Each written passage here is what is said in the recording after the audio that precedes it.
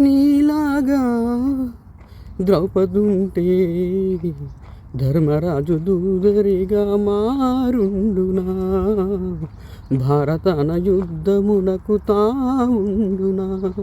నీ సహనానికి నా బాష్పాంజలి, నీ ఉదయానికి నా పుష్పాంజలి.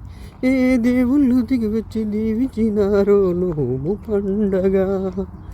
కొండ కోన పాలైన సీతమ్మ మదిలోన కోపమేల రాలేదు రామయ్య పైన.